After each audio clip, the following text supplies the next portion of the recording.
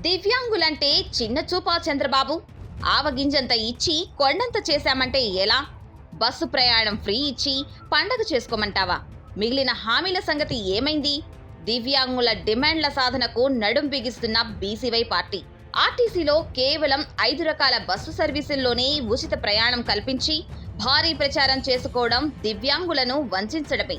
మొత్తం 16 రకాల సర్వీసుల్లోనూ ఉచిత ప్రయాణ సౌకర్యం కల్పించాలని బీసీవై పార్టీ డిమాండ్ చేస్తుంది. అలాగే దివ్యాంగుల సహాయకులకు 50% ఛార్జీతో ప్రయాణ సౌకర్యం కల్పించాలి. సదరం పేరుతో చేస్తున్న వేధింపులు ఆపండని హెచ్చరిస్తోంది బీసీవై పార్టీ. సదరం సర్టిఫికేట్ల కోసం దివ్యాంగులను పక్క జిల్లాలకు తిప్పడం ఏంటి? మీ ప్రభుత్వంలో మానవత్వం లేదా? సర్టిఫికేట్లలో తప్పులు దొర్లితే వాటిని సరిచేసుకునే అవకాశం ఇవ్వకపోవడం దుర్మార్గం. టెక్నాలజీ గురించి మాట్లాడే మీకు ఒక చిన్న తప్పును సరిదిద్దే సాఫ్ట్వేర్ రూపొందించడం చేత కాదా?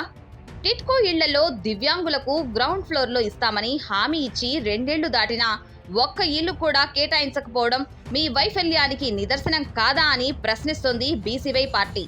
అమరావతిలో కడతామన్న దివ్యాంగ భవన్ పునాదులు కూడా పడలేదు. మాటలు కోటలు దాటుతున్నాయి కానీ పనులు గడప దాటడం లేదు. 2016 చట్టం ప్రకారం రాష్ట్ర బడ్జెట్లో 4% అంటే దాదాపు 12,000 కోట్ల రూపాయలు దివ్యాంగుల సంక్షేమానికి కేటాయించాలి. కానీ చంద్రబాబు ప్రభుత్వం 2 ఏళ్లలో కనీసం 100 కోట్లు కూడా ఖర్చు చేయలేదు. చట్టాలను తుంగలో తొక్కడంలో మీకు ఉన్న శ్రద్ధ దివ్యాంగుల సంక్షేమంపై లేదు. ట్రై మోటార్ సైకిళ్లు, వినికిడి యంత్రాలు, బ్లైండ్ స్టిక్స్ కోసం దివ్యాంగులు ఏళ్ల తరబడి నిరీక్షించాలా? దివ్యాంగ పిల్లల కోసం ప్రత్యేక పాఠశాలలు, వైద్య సేవలు ఎక్కడ?